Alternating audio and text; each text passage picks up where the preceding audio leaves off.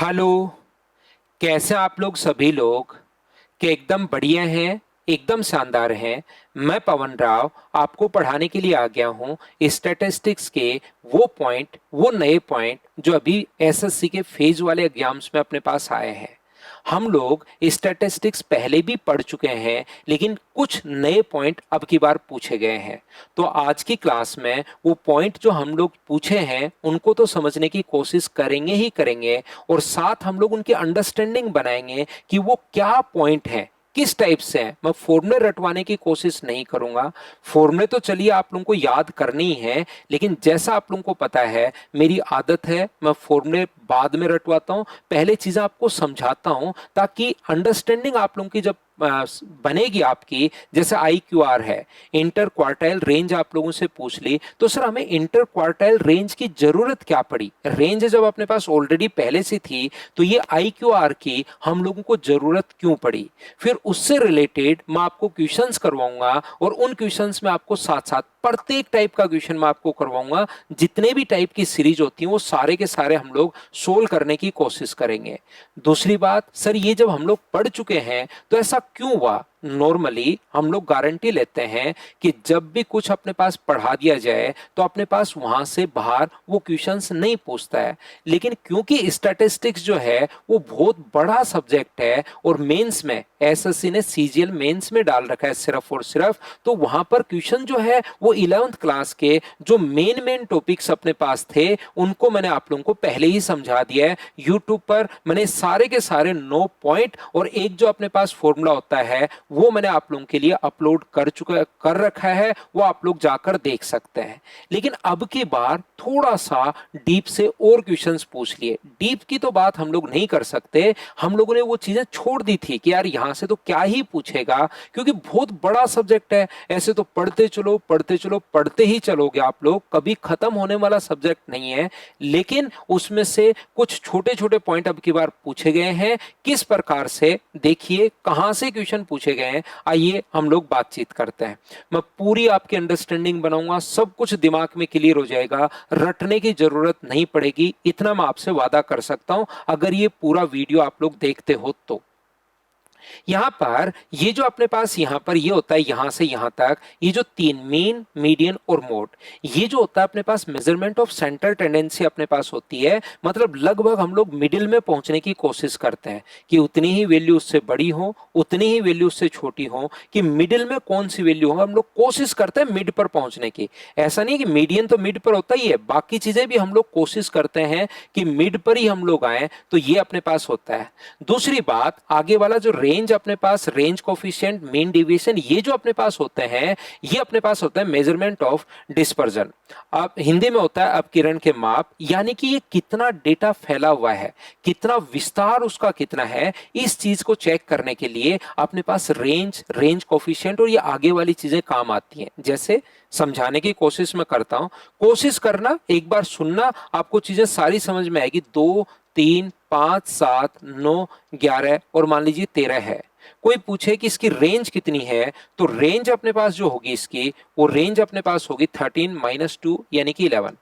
और बताओ range coefficient कितना होगा, तो आप कहोगे सर 13 - 2 और 13 + 2, रेंज कोफिशिएंट अपने पास ये होता है, तो ये सर अपने पास हो गया 11/15। रेंज कोफिशिएंट बताता क्या है? तो रेंज जो कोफिशिएंट होता है वो हम लोगों को बताता है कि भाई यहां पर ये डेटा कितना नजदीक नजदीक है या कितना दूर दूर है। अगर डेटा 1 के आसपास हुआ, रेंज कोफिशिएंट अगर 1 हुआ, तो हमें बताता है कि डेटा बहुत फैला हुआ है, डेटा दूर दूर है, काफी फैला हुआ है। और वही अगर अपने पास वहां पर रेंज कोफिशिएंट अगर अपने पास 0.5 से कम है, तो हम लोग बोलेंगे कि डेटा नजदीक नजदीक अपने पास है। लेकिन यहां लेकिन लगेगा अपने पास, मुझे बताइए इसके बीच में मैं खूब सारा डेटा और लिख दूं नजदीक नजदीक, ये तो अपने पास 3, 3, 6 और एक 7 ही है, मैं 2 से 13 के बीच में 10,000 संख्याएं और लिख दूं, आपका दिमाग जैसे आप लोग पढ़ने की कोशिश करोगे तो आप कहोगे सर बिल्कुल ठीक है, ये जो भी 11/15 आया इससे डेटा का हमें अनुमान लगता है। लेकिन जैसे अगर इसके बीच में मैं 10,000 संख्या और लिख दूं तो रेंज को बीच में लिखूं 2 से 13 के बीच में 2.1, 2.2, 2.3, 3.1, 3.3, 3.4, 5 सारा का सारा, तो डेटा तो नजदीक हो गया और हमें तो रेंज कोफिशिएंट तो सर वही दिखाई दे रहा है। इसी का मतलब अपने पास होता है ये छोटी छोटी जो अपने पास इसमें मिस्टेक, हर चीज की मतलब लिमिटेशन है। तो इन्हीं चीजों से बचने के लिए फिर हम लोग mean deviation, standard deviation, variance, इन्हीं चीजों को आगे, इस गलती को सुधारने के लिए हम लोग आगे वाली चीजें पढ़ते हैं। तो यहां से जैसे अगर मैं बात करूं कि यहां पर ये सारी की सारी चीजें हम लोगों ने पढ़ लिया था। जो मीडियन का एक भाग अपने पास होता है पार्टीशन वैल्यू ऑफ क्वार्टाइल्स, ये विभाजन जो मूल्य है, ये पॉइंट हम लोगों ने नहीं पढ़ा था क्योंकि नॉर्मली लगता है कि यार एक लिमिट तो हर चीज की सेट करनी ही पड़ती है कि यार यहां तक पढ़ लें। तो यहां से अब की बार क्वेश्चन पूछे गए थे, सर ये चीज है क्या? मैं आप लोगों को ये बता रहा हूं, मीडियन जो है किसी भी चीज को कितने भागों में बांटती है, तो आप कहोगे सर मीडियन दो बराबर बराबर भागों में बांटती है। मीडियन जो होती है वो मिडिल पॉइंट होता है, आधा पहले होगा और आधा बाद में होगा। ऐसे ही मुझे बताइए क्या जरूर हमेशा मीडियन ही अपने पास होगी क्या? अब मैं आता हूं जो पॉइंट आपके लिए छोड़ चुके हम लोग।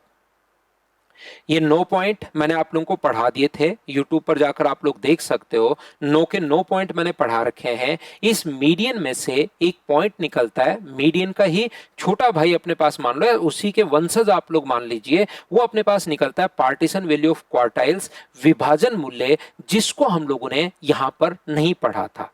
उस चीज को आज मैं पढ़ाता हूं, आपकी एक अंडरस्टैंडिंग बनाता हूं कि ये चीज होती क्या है। लेकिन वो आपको सही में तब समझ में आएगी जब आप लोग पूरा वीडियो अच्छे से, ढंग से, बढ़िया तरीके से देखोगे। थोड़ी सी स्पीड आप लोग बाद में रिकॉर्डेड आप लोग क्योंकि देख रहे हो तो 1.25 की स्पीड पर आप लोग या 1.5 की स्पीड पर आप देख सकते हो, जिससे आपका वीडियो जल्दी भी खत्म होगा और सारी चीजें आपको पूरा कॉन्सेप्ट समझ में आएगा। लेकिन आगे बढ़ा बढ़ाकर चीजें आप लोग नहीं देखना। तो मीडियन जो होती है अपने पास यहां पर सबसे पहले अगर हम लोग बात करें, मीडियन जो होती है, माध्यिका जो अपने पास होती है, वो अपने पास किसी भी चीज को दो बराबर बराबर भागों में बांटती है। यानी कि मीडियन जो होती है वो अपने पास मिडिल टर्म होती है। ध्यान से समझना, मीडियन जो अपने पास होती है वो अपने पास मिडिल टर्म होती है। मिड पॉइंट पर अपने पास जो टर्म होगी वही अपने पास मीडियन होगी। जो पॉइंट मैं आपको समझाने की या बताने की यहां पर कोशिश कर रहा हूं वो अपने पास ये है कि जो क्वार्टाइल्स होता है वो उस डेटा को चार बराबर बराबर भागों में बांटता है। क्वार्टाइल्स जो होता है वो डेटा को कितने भागों में बांटता है? चार इक्वल पार्ट्स में। जैसे मीडियन मिडिल टर्म होती है, ऐसे ही मीडियन टर्म तो एक ही होती है लेकिन डेटा को वो दो भागों में बांट देती है। ऐसी क्वार्टाइल्स जो अपने पास होते हैं, ध्यान से समझिए, क्वार्टाइल्स जो अपने पास होते हैं, अपने पास Q1, Q2, Q3, अपने पास यहां पर Q1, Q2 और Q3, लेकिन ये डेटा को कितने भागों में बांट देते हैं? चार भागों में। मीडियन बांट रही थी दो भागों में। मीडियन अपने पास इसके मिडिल टर्म आ गई, ये लीजिए, एक टर्म अगर मिडिल है तो दो भागों में बट गया। क्वार्टाइल होंगे तो तीन, लेकिन वो डेटा को कितने भागों में बांट देंगे? चार भागों में बांट देंगे। अब आपके सामने तो एक क्वार्टाइल आ गया, आपने क्वार्टाइल को पूरा का पूरा पढ़ डाला, लेकिन ध्यान रखना क्वार्टाइल के साथ साथ डेटा को हम लोग और भागों में भी बांटते हैं। जरूर नहीं क्वार्टाइल हो, डेटा को हम लोग क्विंटाइल जो होता है उससे पांच भागों में भी डेटा को हम लोग बांटते हैं, जिसको हम लोग QN से डिनोट करते हैं। QN1, QN2, QN3 और QN4, ये लीजिए डेटा को पांच भागों में हम लोगों ने बांट दिया। क्यों बांट दिया सर? अभी समझ में आएगा, समझते चलिए। अगर हम लोग कभी भी डेटा को आठ भागों में बांट दें तो उसको हम लोग यहां पर ऑक्टाइल हम लोग बोलते हैं। O1, O2, O3 अपने पास इस प्रकार से इसको डिनोट करता है। O1, O2, O3, O4, O5, O6 और अपने पास O7, ये लीजिए डेटा को आठ भागों में बांट दिया, तो इसको हम लोग आठ भागों में भी बांट सकते हैं। हमने मीडियन पढ़ा था और मीडियन पढ़ाकर ये जो नीचे वाली चीजें हैं ये हम लोगों ने छोड़ ही दी थी। इसके छोटे भाई बहन पढ़ना हमने छोड़ दिया था क्योंकि मेंस में एक क्वेश्चन आता है। अब फिर से क्वेश्चन आ गया है तो इसके बारे में हम लोग पढ़ लेंगे। टफ नहीं है, आराम से समझ में आ जाएगा। कोई भी फॉर्मूला वगैरह आप लोगों को यहाँ पर देखने की जरूरत नहीं है, चीजें समझनी है, ध्यान रखना आप लोग। अगर हम लोग यहाँ पर बात करें 10 भागों में बांटे तो उसको डेसाइल से डिनोट करेंगे। डेसाइल को हम लोग D1, D2, D3 ये इस प्रकार से अपने पास लिखते हैं। D3, D4, D5, D6, D7, D अपने पास 8 और D अपने पास 9। ये लीजिए 9 भागों में बांट 10 भागों में बढ़ जाएगा 9 पॉइंट, तो डेसाइल हम लोग बोलते हैं। ऐसे परसेंटाइल जो होगा P1, P2, P3, P3, P99 तक, तो ये अपने पास परसेंटाइल का अपने पास साइन जो है वो P से डिनोट करते हैं। और इस चीज को हम लोग जो बांटते हैं P1, P2, P3 और P99 तक हम लोग बांट देंगे इस प्रकार से। तो 99 भाग अगर 99 अगर है तो टोटल 100 टुकड़े अपने पास होंगे। उम्मीद है आप लोग क्वार्टाइल, क्विंटाइल 5 होता है क्विंटाइल, ध्यान रखना अपने पास यहाँ पर ऑक्टाइल 8 होता है, डेसाइल अपने पास 10 भागों में और परसेंटाइल 100 भागों में हम लोग बांटते हैं। तो यहां से ये हम लोग कैसे निकालेंगे कोई भी वैल्यू, जिस प्रकार से हम लोग मीडियन निकालते हैं। शुरुआत के 2-3 मिनट हो सकता है आपको चीजें थोड़ी सी कम समझ में आए, लेकिन अगर आप लोगों ने मीन, मीडियन, मोड और वो सारा का सारा वेरिएंस अगर आपने पढ़ रखा है तो ही ये वीडियो आप लोग देखना, नहीं तो फिर आपके काम का ये रहेगा नहीं। ध्यान रखिए, पहले आप लोगों को वो वीडियो जरूर आप लोगों को देखना चाहिए, उस चीज को आप ध्यान रखना, उसको आप लोग याद रखना। तो देखिए सीरीज जो 3 भागों में, कोई भी डेटा अगर आप लोगों को पता है तो 3 भागों में हम लोग डिनोट कर सकते हैं, डेटा को 3 भागों में हम लोग दर्शा सकते हैं। एक होती है अपने पास इंडिविजुअल सीरीज, किस प्रकार से इंडिविजुअल या व्यक्तिगत, इस प्रकार से 2, 3, 5, 7, 9, 11, 13 इस प्रकार से कोई डेटा अगर है तो अपने पास उसको इंडिविजुअल बोलेंगे। डिस्क्रीट सीरीज, इस प्रकार की सीरीज 2 है 3 बार, जब फ्रीक्वेंसी दी हुई हो, 2 है 5 बार, 3 है 7 बार, 5 है 9 बार, 7 है 11 बार, 9 है 4 बार, 11 है 5 बार और 13 है 2 बार। ऐसी सीरीज को हम लोग बोलते हैं डिस्क्रीट सीरीज विच्छिन्न श्रेणी। और एक अपने पास ये जो कंटिन्यूस सीरीज है, आप 3 प्रकार के डेटा हम लोगों को देता है, ये मुझे उम्मीद है कि आप लोगों को पता होगा। 0 से 10 के बीच डेटा देने के 3 तरीके अपने पास होते हैं, इसको हम लोग कंटिन्यूस सीरीज हम लोग बोलते हैं। ये जैसे 2, 3, 5 और 7 इस प्रकार से ये फ्रीक्वेंसी हम लोगों को दी हुई है, तो ये कंटिन्यूस सीरीज है। तो इंडिविजुअल, डिस्क्रीट और कंटिन्यूस सीरीज 3 प्रकार से हम लोगों को डेटा देता है। तो जब कभी भी कोई भी डेटा अगर हम लोगों को देता है तो हमेशा आप लोग ध्यान रखना, इन दोनों में तो हम लोग क्या करते हैं, यहां पर भी n+1 बाई जो भी आप लोगों से पूछा है, इसमें भी n+1 बाई अपोन में जो भी आप लोगों से पूछा है, और इसमें आप लोग n/4 ही लिखोगे, याद रखिए। जैसे मैं क्या समझाने की कोशिश कर रहा हूं, और ये मैं सारी की सारी सीरीज आप लोगों को पढ़ाऊंगा, मैं बिल्कुल बेसिक से अच्छे से ढंग से आपको चीजें समझाने की यहां पर कोशिश करूंगा, सारी बात समझ में आएगी। शुरुआत में थोड़ा सा ऐसा लगता है कि यार मेरे को थोड़ा कम समझ में आ रहा है, लेकिन थोड़ा थोड़ा आगे आगे बढ़ते जाओगे, वैसे वैसे आपके पॉइंट्स क्लियर होते हुए चले जाएंगे, ये आप लोग याद रखिए। यहां पर ये जो होता है, मान लीजिए मैं क्वार्टाइल की बात करूं तो क्वार्टाइल होंगे कितने। सबसे पहले अगर मैं बात करूं क्वार्टाइल की, घबराना मत, देखना, अगर मैं क्वार्टाइल की बात करूं तो अपने पास 3 क्वार्टाइल अपने पास होंगे Q1। तो Q1 अगर इस सीरीज में आपको निकालना है, इन दोनों सीरीज में निकालना है, तो Q1 जो होगा अपने पास n+1 अपॉन अपने पास 4 है क्वार्टाइल, तो अपने पास 4। जैसे Q2 अगर निकालना है तो हम लोग क्या करेंगे, n+1/4 इंटू 2 से करेंगे, और ये वाली टर्म होगी, ध्यान रखना, ये आंसर ये नहीं होगा, ये वाली टर्म आंसर होगा, ये वाली अपने पास टर्म आंसर होगा, ये चीज आप लोग ध्यान रखना। जैसे Q3 अगर आपको निकालना है तो Q3 n+1/4 अपने पास गुना कर दोगे, तीसरा पद निकालना है तो थर्ड से इंटू कर दोगे, ये लीजिए, ये वाली टर्म अपने पास आंसर होगा। क्या बात को आप लोग समझ पाए हो क्या। इन दोनों सीरीज के लिए जितनी भी नंबर ऑफ ट्रीज होती है उसमें एक जोड़ के, क्वार्टाइल पूछा तो 4 से भाग दे दो। जैसे आपको क्विंटाइल अगर पूछा है,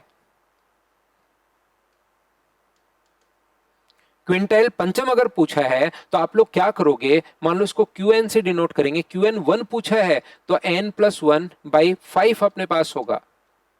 अगर मैं Qn2 की बात करूं तो ये अपने पास होगा n+1/5 और इंटू कर दोगे 2 से, ये वाली टर्म होगी, ध्यान रखना, ये वाली टर्म अपने पास होती है, ये वाली टर्म अपने पास होती है, जैसे Qn3 अगर आपको ज्ञात करना है तो n+1/5 पहले तो 5 का भाग देकर गुना कर दोगे 3 से, ये वाली टर्म, और Qn4 अगर आपको निकालना है तो n+1/5 और इंटू कर दोगे आप लोग 4 से, ये वाली टर्म होगी। हाँ और ना बताइए, क्या बिल्कुल ये बात आप लोग समझ पा रहे हो क्या? तो सर इसमें क्या करेंगे, इसमें अपने पास सेम n/4, n/5, n/8 वो वाली टर्म अपने पास हो जाएगी। याद रखिए क्या कहना चाह रहा हूं, जैसे अपने पास Q3 पूछा अगर, तो Q3 के लिए आप क्या करोगे, n/4 इंटू 3, ये वाली टर्म अपने पास हो जाएगी, ये लो। इसमें n/4 और इनमें होता है n+1/4। क्वार्टाइल पूछा तो बाई 4, अगर अपने पास क्विंटाइल पूछा तो बाई 5, अगर अपने पास ऑक्टाइल पूछा है, ऑक्टाइल को O से डिनोट करोगे। तो जैसे O1 अगर पूछा है तो O/8 अपने पास हो जाएगा, O2 पूछा है तो O/8 इंटू अपने पास 2 हो जाएगा।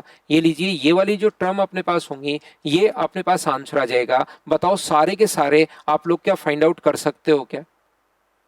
अगर आप लोगों से बात करें कोई भी डेसाइल जिसको डी से हम लोग डिनोट करते हैं, ये अपने पास अगर पूछे, इनका हिंदी में भी नाम मैंने लिख दिया भी, दसमक, अष्टमक, पंचमक, चतुर्थक, शतमक, हिंदी में और इंग्लिश में दोनों में साथ मैंने नाम लिख दिया है। तो आपको जितना अपने पास टर्म है उसमें अपने पास एक जोड़ना है।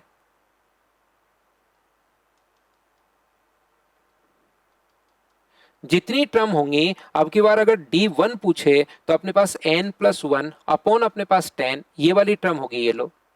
अगर कोई D4 पूछे तो आप सबसे पहले फॉर्मूला n+1/10 इंटू अपने पास D4 पूछे तो फिर 4 से गुना कर दो, ये वाली टर्म अपने पास आंसर होगी। बताओ ठीक है क्या?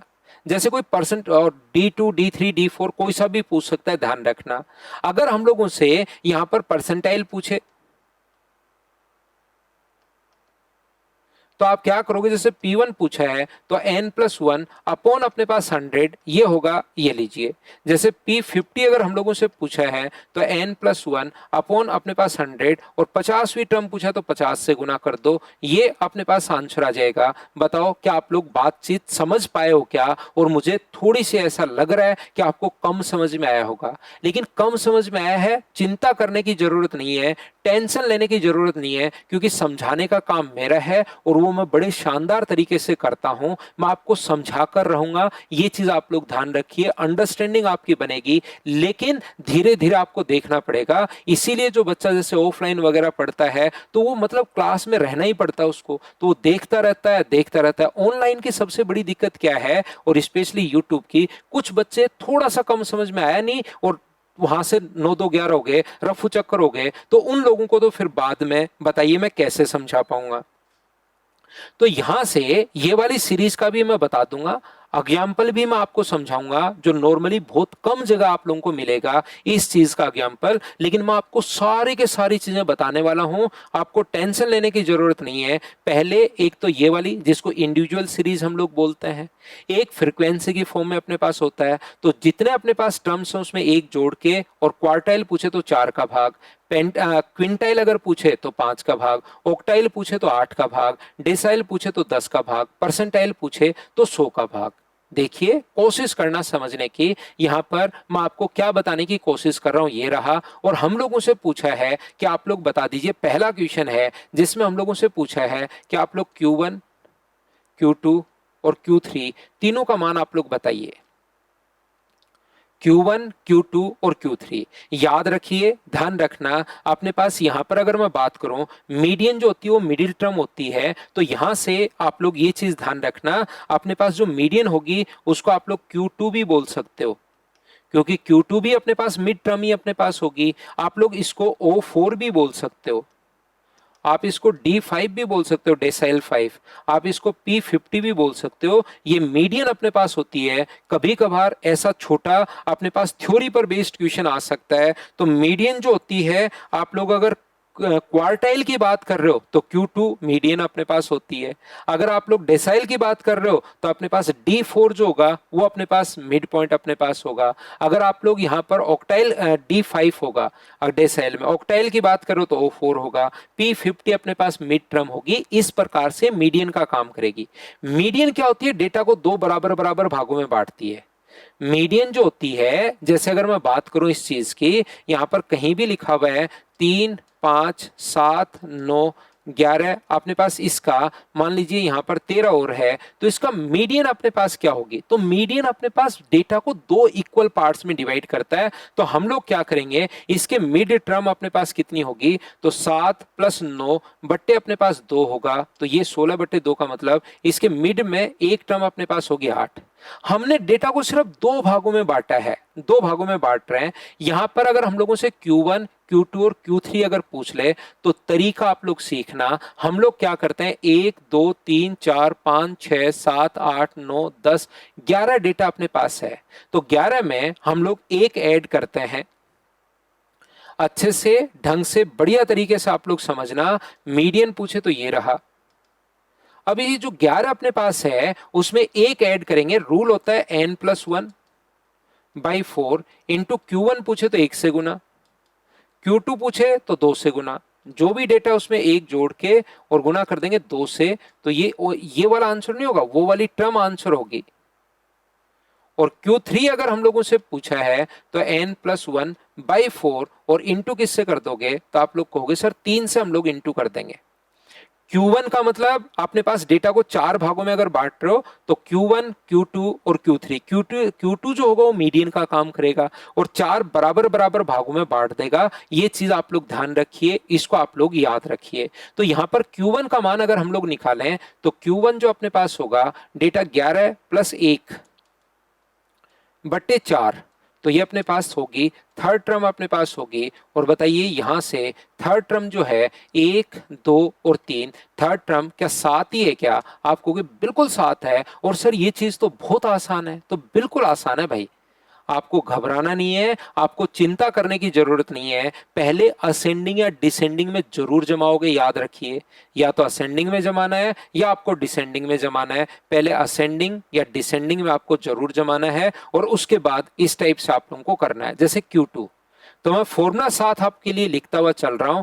Q2 का मान होगा 11 + 1/4 इंटू कर देंगे 2 से, तो ये अपने पास आ जाएगा। सिक्स्थ टर्म अपने पास आ जाएगा। और बताइए सिक्स्थ टर्म कौन सी है? 1, 2, 3, 4, 5, 6, सिक्स्थ टर्म जो है वो अपने पास 12 है। ये लीजिए, ये अपने पास आंसर आ गया है। अगर मैं Q3 की बात करूं, तो Q3 जो होगा 11 + 1/4 और इंटू कर देंगे हम लोग 3 से, तो ये अपने पास आ जाएगा नाइन्थ टर्म। और बताइए यहाँ पर नाइन्थ टर्म कितनी होगी? पहली, दूसरी, तीसरी, चौथी, पांचवी, छठी, सातवीं, आठवीं, नौवीं और नौवीं टर्म अपने पास कितनी होगी? तो आप लोग कहोगे सर 20 होगी। अब बताइए क्या Q1, Q2 और Q3 का जो मान अपने पास है, वो आप लोग अच्छे से, ढंग से, बढ़िया तरीके से आप लोग सारे बच्चे इस पहले क्वेश्चन को क्या आप लोग समझ पा रहे हो क्या?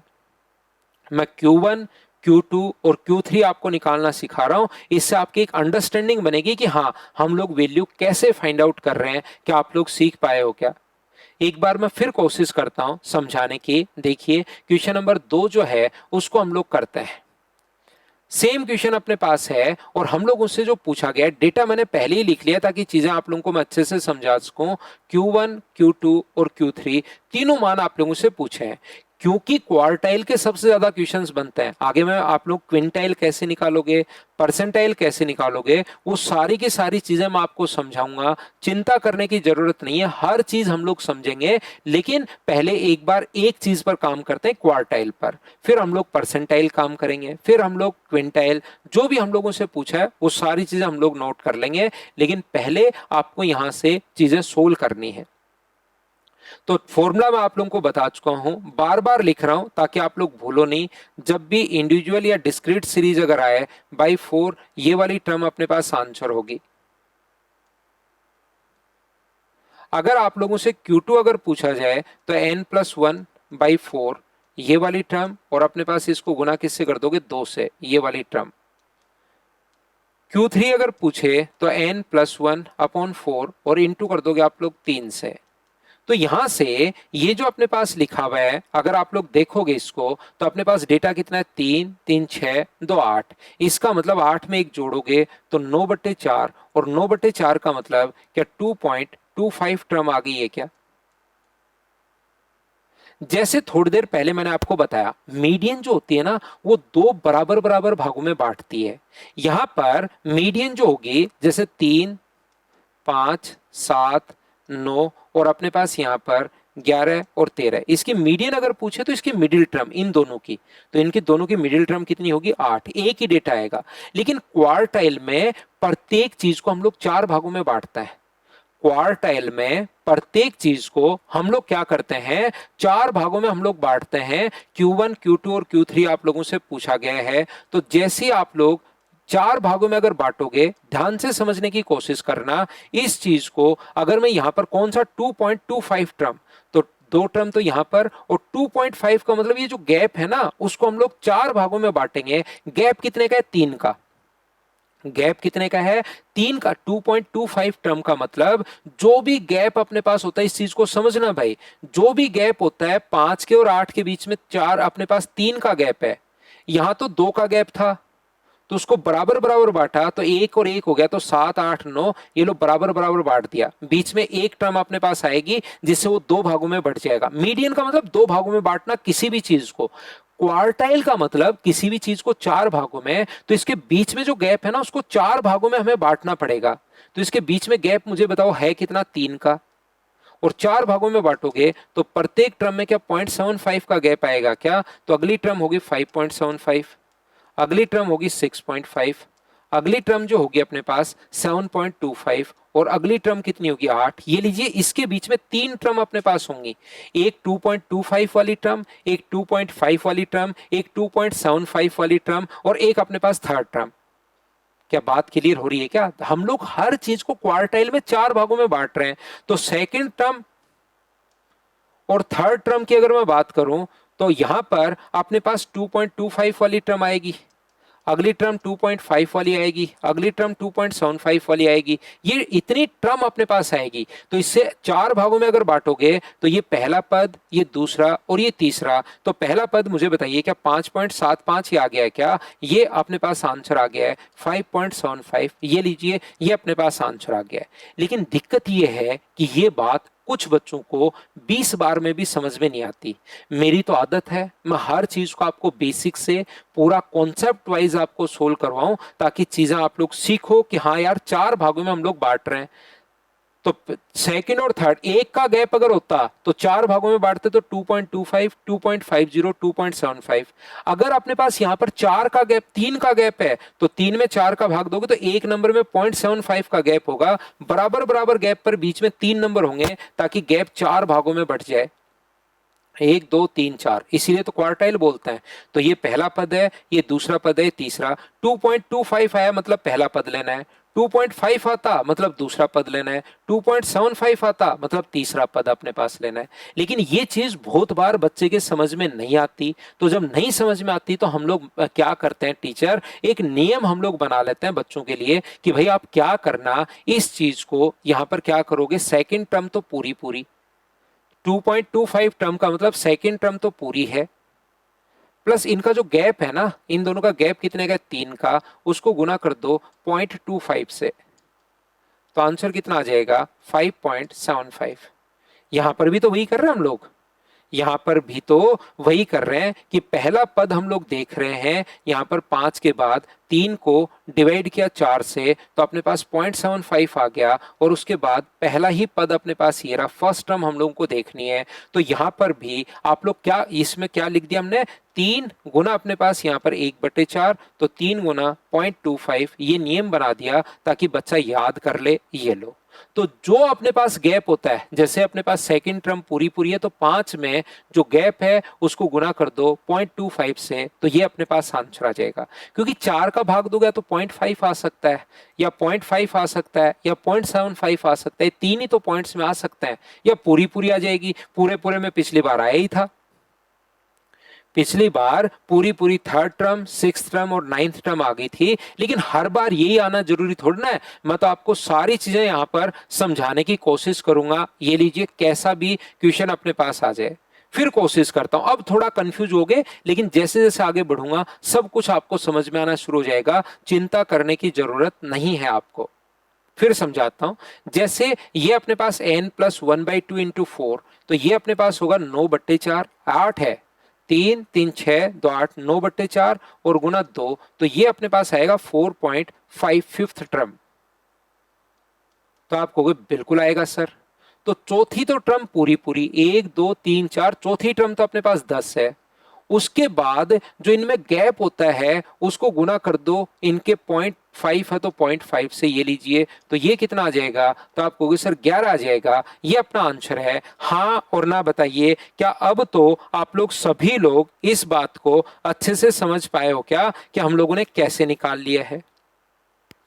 जैसे अगर मैं ये सिखाना चाहूं आपको, तो 9/4 और गुना अपने पास यहां पर 3 होगा, तो 27/4 का मतलब 6.75 ट्रम। तो 6.75 ट्रम का मतलब अपने पास छठी ट्रम, 3 2 5 और अपने पास छठी ट्रम 24 तो पूरा पूरा है।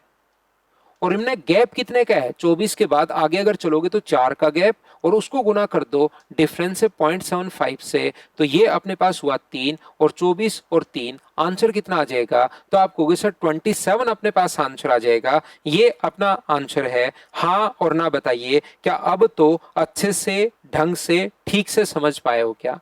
मैं आपको ऐसे 5 क्वेश्चंस आपको करवा दूंगा जिससे आपकी चीजें सारी की सारी Q1 Q2 Q3 पर 5 क्वेश्चन करवाने के बाद आपको समझ में आ जाएगा यार Q1 Q2 Q3 कैसे निकालते हैं। कम से कम ये बात तो हमें बहुत अच्छे से सर एकदम तरीके से हम लोगों को समझ में आई है।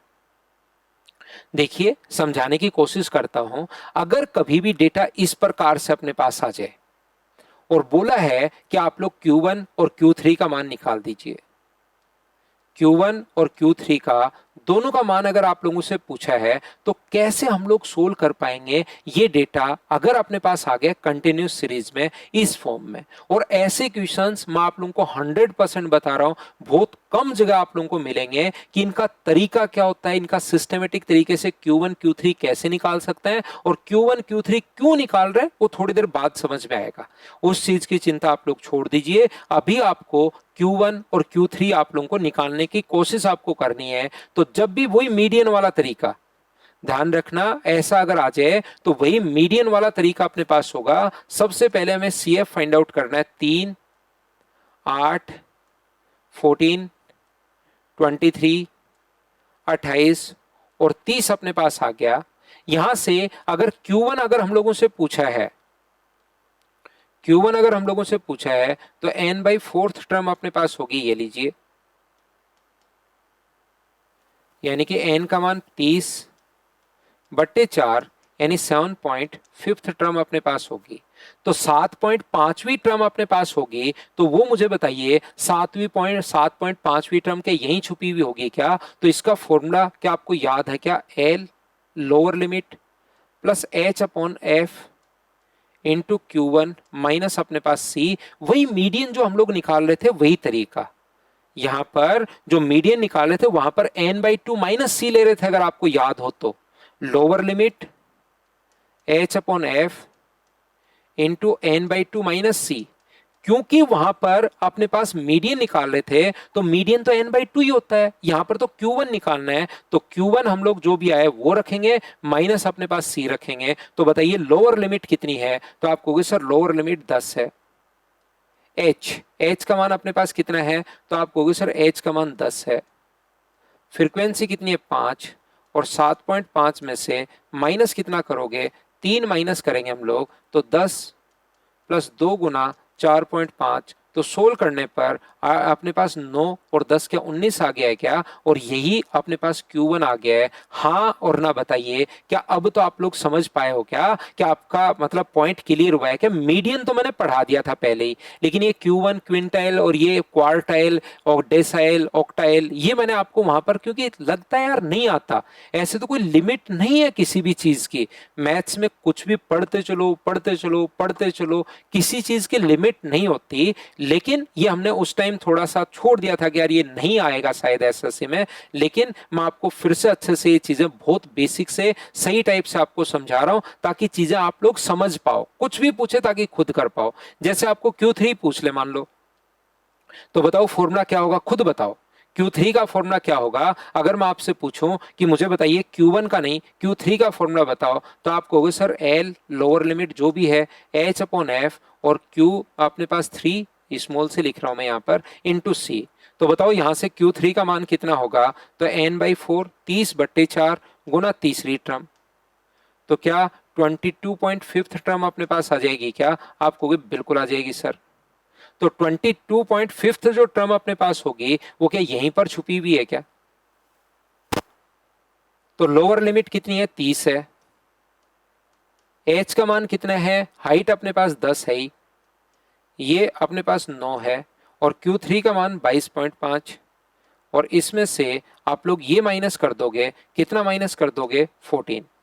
तो ये अपने पास आ जाएगा 30, ये अपने पास आ जाएगा 10/9, और ये अपने पास 8.5 है ही। तो 30 प्लस अपने पास 85 अपने पास 9 है, तो ये अपने पास 30, 9 9 81, 9 गुना 4 अपने पास यहाँ पर 36, और 9 गुना 4 अपने पास 36, तो 39.44। क्या यही आ गया है क्या? लगभग में अपने पास आप कहोगे बिल्कुल सर यही आ गया है। क्या अब तो आप लोग अच्छे से समझ पाए हो क्या कि हम लोग वैल्यू को कैसे फाइंड आउट कर रहे हैं? Q1, Q2 और Q3 कैसे हम लोग निकालेंगे? प्रत्येक टाइप की डिस्क्रीट सीरीज हो, इंडिविजुअल हो या कंटिन्यू हो, किस प्रकार से सोल्व करेंगे? बताइए, समझ पा रहे हो क्या?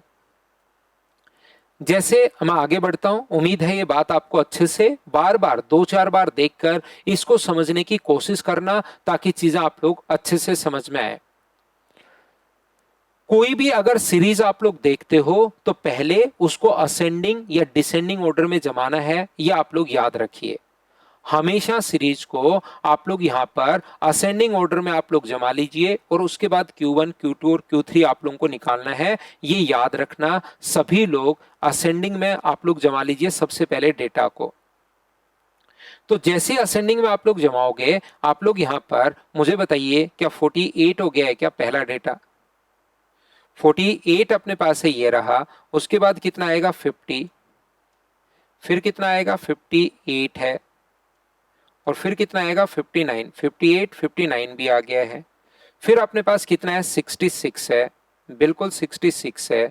फिर उसके बाद अपने पास 66 के बाद 76 है, फिर अपने पास 81 है, फिर 88 है, फिर अपने पास 89 है, और फिर अपने पास 98 है।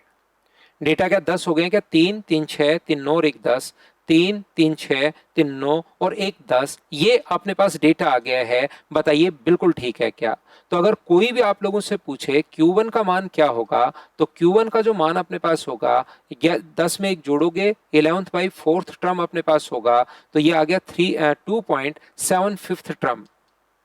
और 2.75 टर्म का मतलब क्या है? आपको यहां पर सेकंड टर्म तो पूरी पूरी लेनी है, ये लीजिए सेकंड टर्म पूरी पूरी, और फिर आगे जो डिफरेंस है, यहां पर डिफरेंस कितने का? 8 का, उसको गुना करना है 0.75 से, तो ये अपने पास आ जाएगा 6 ऐड करने पर, तो आंसर कितना आ गया? 56। ये अपना आंसर आ गया है क्या? ऐसे ही मुझे बताइए, आप लोग सभी लोग मिलकर Q3 का मान क्या आप लोग सोल्व कर सकते हो क्या? ये बताना भाई, सब लोग मिलकर।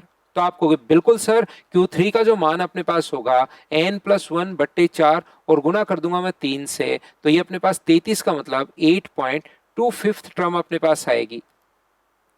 तो 8th टर्म तो पूरी पूरी अपने पास 6, 7 और 8, तो ये 8th टर्म तो पूरी पूरी लेनी है, 88 अपने पास ये लो। और आगे वाला गैप कितने का है? तो आप कहोगे सर 1 का, और इंटू जो भी डिफरेंस हो उसको इंटू करना है 0.25 से, तो 88.25, ये अपने पास आंसर आ गया है। ये Q3 का मान आ गया है, Q1 का मान भी अपने पास आ गया है, और Q3 का मान भी अपने पास आ गया है। हाँ और ना बताइए, क्या प्रत्येक बच्चा इस चीज को अच्छे से, ढंग से, बढ़िया तरीके से समझ पाया है क्या कि हमने कैसे सोल्व कर लिया है?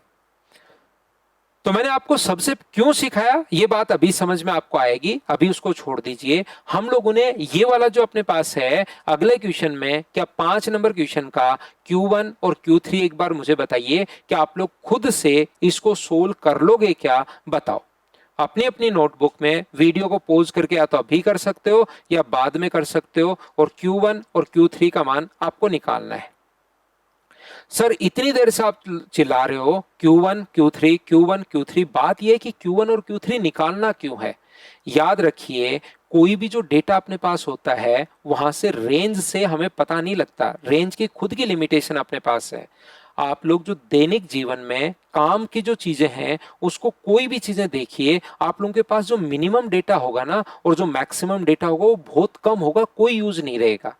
जैसे अगर हम लोग कोई भी बात करें, अगर मान लो बात करते हैं हम लोग हाइट की बात करते हैं, तो ऐसा नहीं है कि 7 फीट से ऊपर वाले लोग या 4 फीट से नीचे वाले लोग बहुत कम लोग रहेंगे।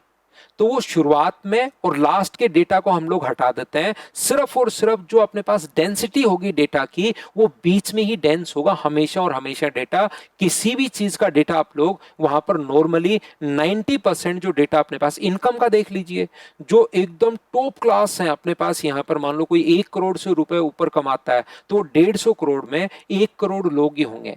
या दिल्ली के साल के मतलब 500 रुपए कमाने वाले भी नीचे वाले 1 करोड़ लोग ही होंगे। जो बीच के हैं, मिडिल क्लास जो होती है, डेंस जो डेटा होगा वो मिड में ही हमेशा पाया जाता है। तो उस डेटा को हम लोगों को अगर देखना है, सही तरीके से अगर नोट करना है, तो टॉपर से और मिनिमम वाले से कुछ नहीं होगा। जो अपने पास वहां पर डेंस डेटा के जो मिनिमम पर बैठा है और डेंस डेटा के जो मैक्सिमम पर बैठा है, उस बीच के डेटा को हम लोग ज्यादा काम में लेंगे, ध्यान रखना।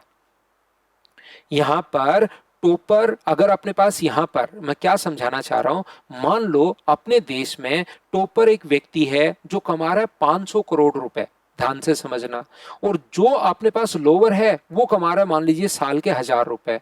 तो क्या एवरेज 500 करोड़ और 1000 रुपए दोनों को जोड़ के 2 का भाग दे दें तो क्या एवरेज आ जाएगा? क्या आपको ना सर ये तो गलत हो जाएगा, मिडिल क्लास की ये इनकम तो नहीं है कि 250 करोड़ रुपए पर ईयर। तो यहां पर उस डेटा से हमें ज्यादा पता नहीं लगता, और ये सारी चीजें स्टैटिस्टिक्स जो है वो डेटा को देखने का तरीका अपने पास है कि डेटा को हम लोग कितने सही तरीके से हम लोग देख सकते हैं। तो दूसरी बात, जैसे रेंज है ना, उसी का बड़ा भाई अब आएगा इंटर क्वार्टाइल रेंज। हम लोग निकालते हैं जो ज्यादा इफेक्टिव अपने पास होती है, डेटा कितना दूर दूर है, कितना विस्तारित है, वो चीज जो है वो हम लोगों को इंटर क्वार्टाइल रेंज से और अच्छे से समझ में आता है। तो क्या करते हैं, अब अपने पास जो चीजें हैं, इंटर क्वार्टाइल रेंज जो अपने पास होगा, जिसको हम लोग यहां पर देखिए, रेंज और रेंज कोफिशिएंट मैं आपको पहले पढ़ा चुका हूं। रेंज और रेंज कोफिशिएंट जैसे 2 3 5 और 7, तो रेंज तो होती है 7-2 और रेंज कोफिशिएंट होता है 7-2 और 7+2। यदि रेंज कोफिशिएंट 1 के पास है तो डेटा दूर दूर है, और 1 से नीचे जैसे जैसे कम होता हुआ चला जाएगा वैसे वैसे रेंज जो कोफिशिएंट अगर कम होता हुआ जा रहा है, इसका मतलब डेटा क्लोज है। लेकिन इस डेटा से बहुत ज्यादा चीजें हमें समझ में नहीं आती, इसकी खुद की लिमिटेशंस हैं। तो हम लोग क्या करते हैं, जहां पर कोई भी चीज अगर बिकती हो, कोई भी मटेरियल अगर बिकता हो, तो जो मिडिल रेंज वाली चीजें होती है ना, वो सबसे ज्यादा बिकती है। ये चीज आप लोग ध्यान रखना। तो उसका हम लोग रेंज निकालते हैं, तो इस चीज को हम लोग इंटर क्वार्टाइल रेंज, अंतर चतुर्थांश विस्तार हम लोग बोलते हैं हिंदी में, जिसको हम लोग Q3 माइनस Q1 से डिनोट करेंगे। याद रखना, ये लास्ट में से फर्स्ट हम लोग घटाते हैं, और इसमें से क्योंकि जो ज्यादा डेंस डेटा होगा वो बीच में होता है, तो Q3 में से Q1 हम लोग घटाते हैं। ये लीजिए, क्या बात समझ है, ये भी रेंज ही, लेकिन उसमें तो लास्ट में से फर्स्ट घटाएंगे, और इसमें हम लोग क्या करेंगे, लास्ट में से फर्स्ट नहीं घटाकर Q3 में से Q1 घटाएंगे। याद रखना। और अगर कभी क्वार्टाइल डिवीजन कोफिशिएंट अगर पूछ ले, तो फिर ये अपने पास जो होता है Q3 minus Q1 upon Q3 plus अपने पास Q1, और इसका अपने पास क्या कोफिशिएंट अगर पूछ ले तो वही रेंज, ऊपर तो डिफरेंस ऑफ रेंज, नीचे सम ऑफ रेंज। ऐसे ही अगर क्वार्टाइल डेविएशन कोफिशिएंट पूछ ले तो हमारे पास Q3 minus Q1 upon Q3 plus Q1। और अगर कभी भी ये चतुर्थक विचलन अगर पूछ ले तो इसमें हम लोग क्या करते हैं, डिवाइड कर देते हैं 2 से। तो ये 3 फॉर्मूले आप लोग थोड़ा सा दिमाग में रखना। और अगर कभी भी परसेंटाइल रेंज अगर पूछ ले तो परसेंटाइल रेंज वही तरीका, हम लोग हमेशा कोशिश करते हैं कि यहां तो देखिए हमने 25% शुरुआत वाला और 25% लास्ट वाला डेटा हटा दिया, लेकिन परसेंटाइल रेंज में हम लोग 10% शुरुआत वाला हटाते हैं और 10% लास्ट वाला हटाते हैं। बीच वाले डेटा की जो रेंज होती है उसको परसेंटाइल रेंज हम लोग बोलते हैं। मतलब P90 में से P अगर 10 माइनस कर दोगे तो ये परसेंटाइल रेंज अपने पास आ जाएगी, ध्यान रखना। क्वार्टाइल रेंज क्या होती है? Q3 minus Q1। Percentile range क्या होगी? P90 minus P10 percentile range होगी। जो अपने पास क्वार्टाइल डिवीजन कोफिशिएंट अगर कभी पूछ ले तो वही रेंज कोफिशिएंट, ऊपर डिफरेंस नीचे सम, ऊपर डिफरेंस नीचे सम, और ये अपने पास कितना है? डिवाइड करना आपको किससे? 2 से। इंटर क्वार्टाइल रेंज को IQR से डिनोट करते हैं, ये याद रखिए आप लोग। आइए, जो शुरुआत से हम लोग करते हुए आ रहे हैं, क्या हम लोग उसमें सोल्व कर सकते हैं क्या? देखिए, हर चीज आप लोगों को समझ में आएगी, ये आप लोग ध्यान रखना, इसको आप लोग याद रखना। क्वेश्चन नंबर फर्स्ट से हम लोग शुरुआत कर रहे हैं, ये रहा। अगर मैं पूछूं कि इस क्वेश्चन की इंटर क्वार्टाइल रेंज क्या होगी, तो आप लोग कहोगे Q3 माइनस Q1 होगी सर। तो Q3 माइनस Q1, 20 में से 7 माइनस कर दोगे तो ये लो 13 अपने पास आंसर आ गया। बताओ कर पाओगे क्या? इसीलिए मैंने पहले आपको बहुत ढंग से पढ़ाने का एक तरीका होता है। सिस्टमेटिक तरीके से अगर कोई भी चीज आपको पढ़ाई जाए तो कितनी भी टफ पॉइंट हो, कितना भी आसान पॉइंट हो, कैसा भी पॉइंट हो, बच्चे को आसानी से सिखाया जा सकता है। ये नहीं होता कि जो आपको आता है आते ये लो उगल दो और बच्चा उसको निगल लेगा और बात खत्म, ऐसे नहीं होता। एक तरीका होता है सिखाने का, ताकि कॉन्फिडेंस बढ़े बच्चे का, एक मतलब पॉइंट क्लियर हो, कॉन्सेप्ट क्लियर हो दिमाग में कि अच्छा यार ये चीज होती है। रेंज ही तो है, अब फॉर्मूले भी याद होने शुरू हो जाएंगे। रेंज अगर क्वार्टाइल रेंज पूछे तो Q3 माइनस Q1, रेंज पूछे तो लास्ट में से फर्स्ट घटाते हैं, रेंज कोफिशिएंट पूछे तो डिफरेंस अपॉन सम, पहले से याद है रेंज कोफिशिएंट का फॉर्मूला, और क्वार्टाइल को अपने पास यहां पर डेविएशन कोफिशिएंट का फॉर्मूला। तो क्वार्टाइल डेविएशन कितना होगा? QD, Q3 minus Q1 upon 2, तो 13/2 यानी कि 6.5 आ गया।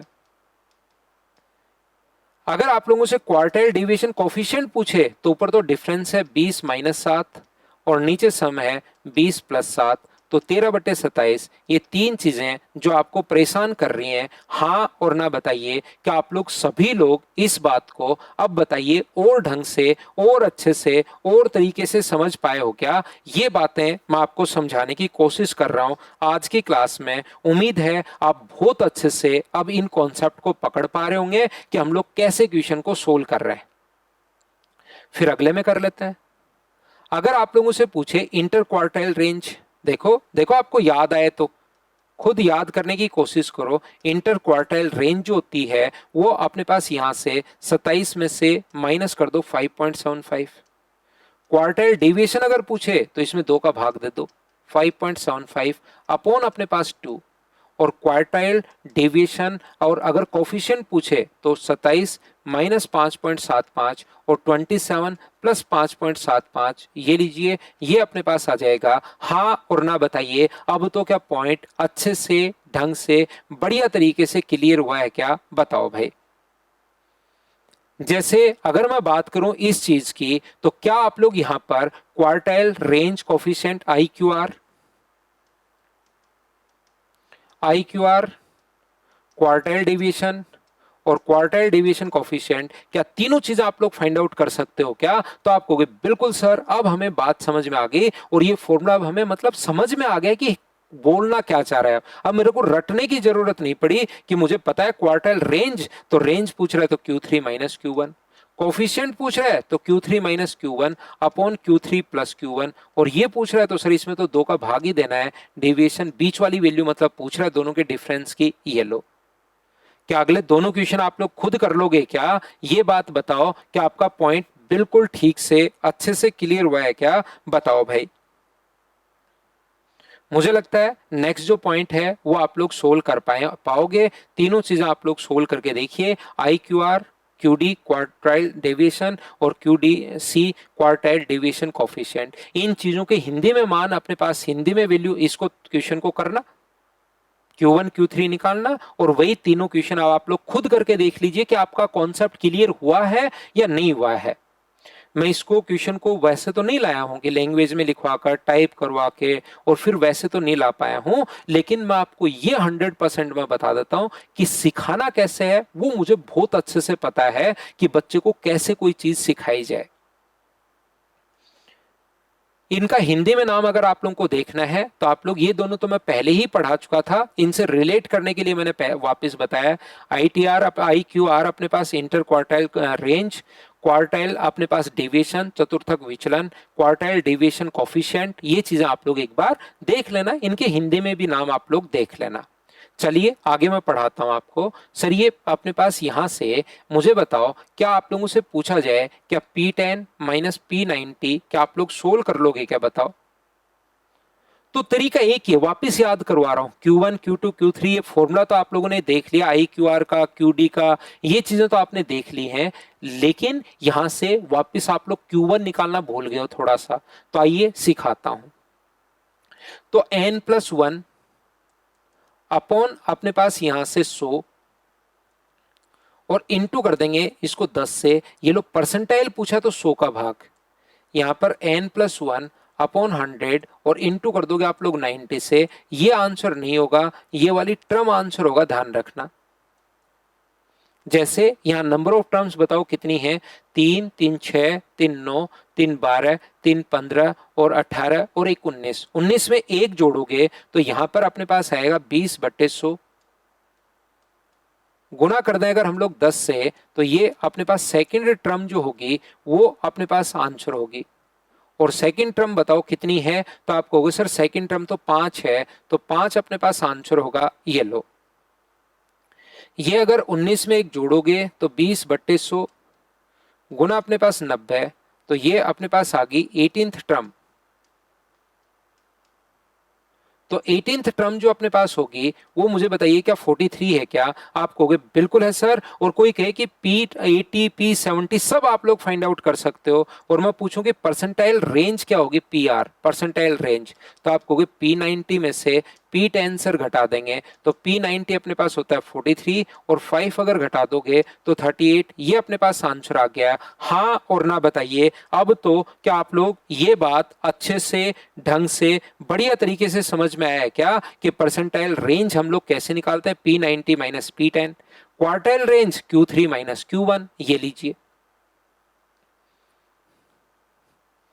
अगला देख लीजिए। चलो इसमें भी हम लोग निकालते हैं कि P10 और P90 अपने पास, बाकी कुछ भी निकालना पड़े आपको, लेकिन यहां तो मैं परसेंटाइल रेंज सिखा रहा हूं, तो ये दोनों ही मैं आप लोगों के लिए फाइंड आउट कर रहा हूं। मुझे बताइए यहां से अपने पास ये जो होगा P10 का जो मान होगा है कितना, ये 2 3 3 6 3 9 3 12 और 14। 14 में एक जोड़ोगे तो 15/100 गुना अपने पास 10, तो 1.5 अपने पास टर्म होगी।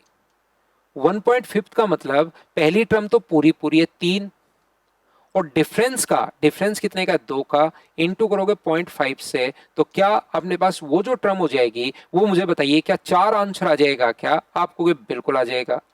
जैसे P90 की अगर मैं बात करूं तो 15/100 गुना 90 तो 135, तो 13.5 टर्म।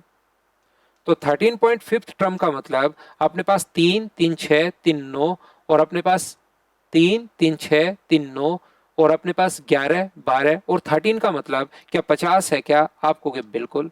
प्लस 0.5 को इंटू कर देंगे इनके डिफरेंस से 5 से, तो ये अपने पास क्या 52.5 आएगा क्या? आप कहोगे बिल्कुल। और दोनों आने, मुझे एक बात बताओ, अगर मैं P70 पूछूं, P60 पूछूं, P30 पूछूं, P8 पूछूं, तो क्या सोल्व कर लोगे क्या? जैसे P8 में पूछूं तो आप कहोगे सर 15/100 और गुना कर देंगे हम लोग किससे, 8 से। ये वाली टर्म आंसर होगा वो हम लोग सोल्व कर लेंगे फिर। और परसेंटाइल रेंज अगर मैं आपसे पूछूं तो आप कहोगे P90 में से 52.5 में से 4 सर माइनस कर दो तो ये 48.5, ये अपने पास आंसर आ जाएगा। हाँ और ना बताइए क्या अब तो आप लोग सभी लोग इस चीज को अच्छे से, ढंग से, बढ़िया तरीके से समझ पाए हो क्या, बताओ भाई। उम्मीद है आप लोग अच्छे से, ढंग से, ठीक टाइप से इस चीज को समझ पाए होंगे। ये अपने पास यहां पर आंसर आ गया है इस चीज का। 13.5 अपने पास आ गया। 1 2 3 4 5 6 7 8 9 10 11 12 13, ये थोड़ी सी गलती कर दी ना हमने। 13.5 जो होगा वो यहाँ पर अपने पास 13 टर्म ये नहीं होगी क्या, तो 1350 मैंने 12 ले ली भाई, ये 55 अपने पास होगा, छोटी सी गलती कर दी, तो यहाँ पर 57.5 आएगा टर्म को काउंट करने में। 13वीं टर्म को काउंट करने में 13वीं टर्म ये है, वो 14th टर्म है, तो अपने पास यहाँ पर 57.5 में से 4 अगर माइनस करोगे तो 53.5 ये अपने पास आंसर आ जाएगा। ये छोटी मोटी जो भी मुझसे कैलकुलेशन में मिस्टेक अगर हो जाए तो उसको भाई आप लोग झेला करो, उसको आपको खुद को झेलना है। तो 2 क्वेश्चन मैंने आप लोगों को अगर करवा दिए हैं, तो तीसरा क्वेश्चन मुझे बताइए कि आप लोग खुद सोल्व कर पाओगे क्या, कि P10 अपने पास क्या होगा और P90 अपने पास क्या होगा। बताइए इस चीज को खुद से आप लोग क्या कैलकुलेट कर लोगे क्या। तो आप कहोगे सर बिल्कुल इस चीज को हम लोग खुद से आसानी से ढंग से कैलकुलेट कर लेंगे, इसमें कोई दिक्कत हम लोगों को नहीं आएगी। अगला देख लीजिए, क्वेश्चन नंबर अपने पास लिखा हुआ 9। मान लीजिए इसमें क्यूएन निकालना, क्विंटाइल, क्विंटाइल मतलब 5। अगर आपको QN1 निकालना है तो जो भी अपने पास डेटा है कितना है, 3, 3, 6, 3, 9 और 2 अपने पास 11 है, तो 11 डेटा है तो उसमें 1 जोड़ो 12 बट्टे 5, और क्विंटल फर्स्ट निकालना तो गुना कर दो 1 से, तो ये अपने पास आ जाएगा 3.6 या 2.4, 2.4 टर्म। 2.4 जल्दीबाजी में आंसर मत दे देना। 2.4 का मतलब सेकंड टर्म तो पूरी पूरी, प्लस ये जो 0.4 है इसको गुना करेंगे इनके डिफरेंस से, 2 से गुना करोगे तो आंसर जो आ जाएगा वो क्या 11.8 आ जाएगा क्या। आप कहोगे बिल्कुल सर 11.8 आंसर आ जाएगा, ये बात हम लोगों को समझ में आ गई। मान लो आपको QN3 निकालना हो, क्विंटाइल 5, क्विंटाइल थर्ड निकालना हो, तो 12 n+1/5 तो है ही, गुना कर दोगे 3 से तो ये 7.2 टर्म अपने पास आ जाएगी। इसका मतलब 7th टर्म 3, 3, 6 और 1 7, तो 7th टर्म 26 तो है ही है। इसके बाद 0.2 का गैप है, और है कितना, 1 अपने पास है, यहां पर गैप कितने का, 1 का, तो आंसर कितना आ जाएगा 26 गुना 26.2, ये अपने पास आंसर आ जाएगा। तो क्विंटाइल अगर आप लोगों से पूछ ले, कुछ भी पूछ ले, अब तो क्या आपका पॉइंट क्लियर हुआ है क्या, बताओ भाई सब लोग मिलकर कि ये बात आप लोगों को समझ में आ रही है या नहीं आ रही है, ये मुझे बताओ सभी लोग। जैसे अगर मैं आपसे पूछूं नेक्स्ट क्वेश्चन में, इस क्वेश्चन में अगर मैं आपसे कहूं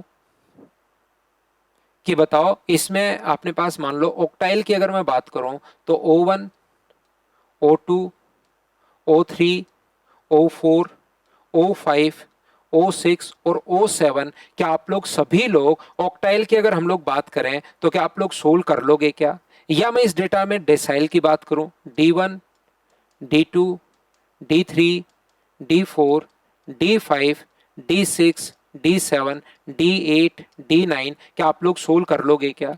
तो कोई भी डेटा अगर अपने पास है 3, 3, 6, 3, 9, 3, 12 और 2, 14, तो ये अगर आपको निकालना है D1 तो 15/10 गुना अपने पास 1, ये वाली टर्म अपने पास होगी, ध्यान रखना। ये निकालना है तो 15/10 गुना अपने पास 2, तो थर्ड टर्म होगी, याद रखिए ऐसे जो निकालनी है उससे गुना कर दो। तो 1.5 टर्म का मतलब पहली टर्म तो पूरी पूरी है 3, और ये 0.5 को इनके डिफरेंस से गुना कर देते हैं, डिफरेंस कितने का है 2 का, तो अपने पास 3 + 1 का आंसर 4 आ जाएगा क्या। और थर्ड टर्म आप लोगों को देखनी है, तो थर्ड टर्म तो पूरी पूरी होगी, 1, 2, थर्ड कितनी होगी 7। क्या सारी की सारी वैल्यू मुझे सभी लोग मिलकर बताओ, क्या अब तो आप लोग क्विंटाइल पूछ ले, डेसाइल पूछ ले, ऑक्टाइल पूछ ले, क्वार्टाइल हम लोगों से पूछ ले, मेन इंपॉर्टेंट क्वार्टाइल और परसेंटाइल ही है, इसलिए उनके क्वेश्चंस मैंने पहले आप लोगों को ज्यादा क्वेश्चंस करवाए हैं। बताओ बिल्कुल ठीक है क्या, हां और ना बोलिए सभी लोग। तो देखिए ये जो चीजें थी शुरुआत से अगर मैं बात करूं आप लोगों से, फर्स्ट पेज से देखिए, ये जो भी चीजें मैंने आप लोगों को समझाने की कोशिश की है, ये जो चीजें हम लोगों ने समझने की कोशिश की है सारी की सारी, इसमें अपने पास यहां से हम लोगों ने शुरुआत की थी आज की क्लास। और आज की क्लास में मैंने बताया कि भाई मीडियन में अपने पास ये जो होते हैं, मीडियन 2 भागों में बांटती है और अपने पास पार्टीशन वैल्यू ऑफ क्वार्टाइल मैंने आप लोगों को नहीं पढ़ाया था। तो नहीं पढ़ाया था तो वो पॉइंट जो है क्वार्टाइल्स के बारे में, और फिर ये आगे जाकर ये क्वार्टाइल पहले निकालना सिखाया, और फिर जैसे हम लोग रेंज निकाल रहे थे उससे मैंने रिलेट कर दिया, तो आपको चीजें समझ में आनी शुरू हुई कि हाँ ये वाला पॉइंट क्वार्टाइल्स हमारा बचा हुआ था। उसको क्वार्टाइल रेंज भी होता है, परसेंटाइल रेंज भी होता है, क्वार्टाइल डेविएशन भी होता है Q3 माइनस Q1/2, और क्वार्टाइल डेविएशन कॉफिशिएंट भी होता है Q3 minus Q1 upon Q3 plus Q1, जिसको मैंने डिटेल से आप लोगों को समझाया।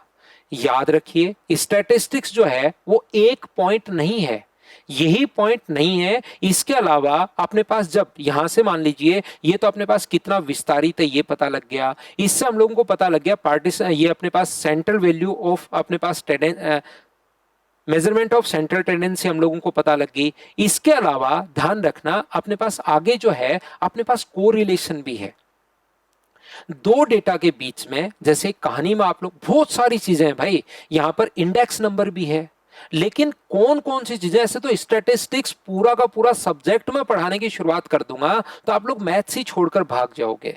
यहां पर जैसे मैं अगर बात करता हूं, एक आम धारणा सोचिए कि जैसे ही अपने पास वस्तुएं मान लो उत्पादन अगर बढ़ता है, मांग अगर बढ़ती है मान लीजिए, तो प्राइस भी बढ़ता है। दो चीजों में जब रिलेशन हम लोगों को बनाना होता है, दो चीजों में, जैसे अगर हम लोग प्रकृति की बात करें, जिनके पेरेंट्स की हाइट ज्यादा होती है उन बच्चों की भी हाइट ज्यादा होती है, ध्यान से समझना। जिन पेरेंट्स की हाइट कम होती है उनके बच्चों की हाइट भी कम होती है।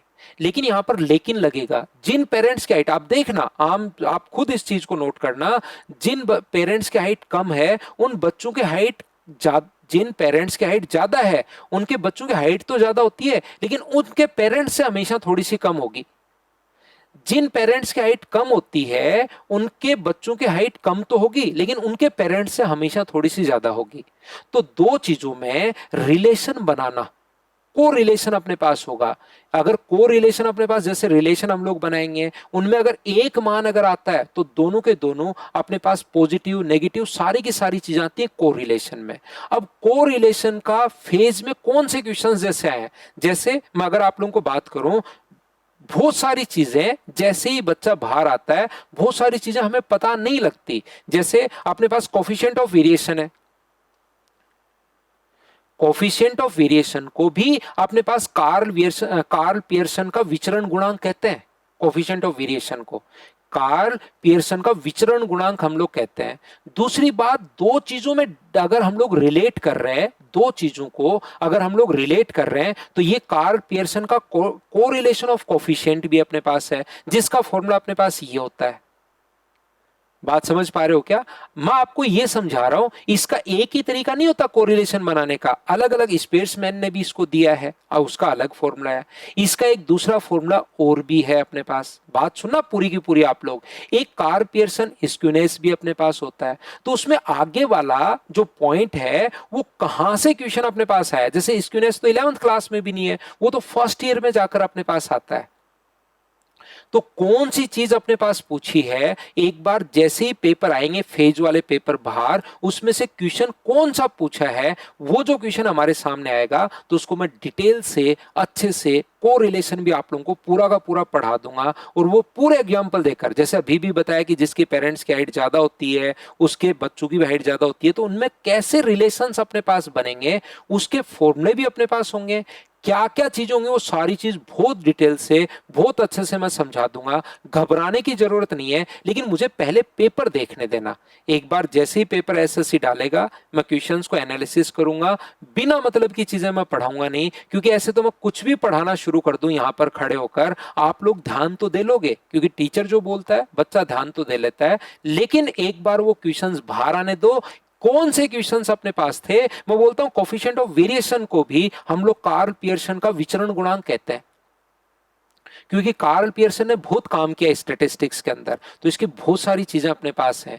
तो मैं आपको सारी चीजें जैसे ही पेपर बाहर आएंगे तो को रिलेशन, उसके बाद जैसे आज मैंने ये क्वार्टाइल वाला वीडियो बनाया आप लोगों के लिए, ऐसे कैसा एक शानदार सा को रिलेशन के लिए भी मैं वीडियो बना दूंगा, जिससे आपका एक पॉइंट क्लियर होगा, चीजें क्लियर हो जाएंगी कि हाँ यार कैसे करते हैं और क्यों करते हैं ऐसा, वो पूरी बात मैं बिल्कुल बेसिक से आपको समझा दूंगा। तो चिंता मत करो, बिना मतलब की चीजें मत पढ़ो, मैं बार बार कहूंगा। जीके वगैरह पर ध्यान दो, ये चीज आप लोग ध्यान दीजिए। ऐसे मैं पढ़ा दूंगा, वीडियो आप लोग देख लोगे, लेकिन जो काम की चीजें हैं वो पढ़िए। कौन कौन से क्वेश्चंस आए हैं वो एक बार एनालिसिस करके फिर वो सारी चीजें आपको पढ़ा देंगे। नहीं तो ऐसे पढ़ाने की शुरुआत कर दी तो फिर तो खत्म होगी नहीं स्टैटिस्टिक्स। तो उम्मीद है आज आप लोगों को क्वार्टाइल वाली जो चीजें हैं वो बहुत शानदार से, और आपकी एक अंडरस्टैंडिंग बनी होगी कि हाँ क्या चीज अपने पास ही होती है, वो बात आपको समझ में आई होगी। Thank you, take care. Relation जो है, को रिलेशन मैं पढ़ा दूंगा, चिंता मत करना पूरा डिटेल से। लेकिन एक बार वो पेपर आने दो कि यार वो कौन से क्वेश्चन किस टाइप के पूछना चाह रहा है, उसके बाद को रिलेशन भी आपको मैं पढ़ा दूंगा। Thank you.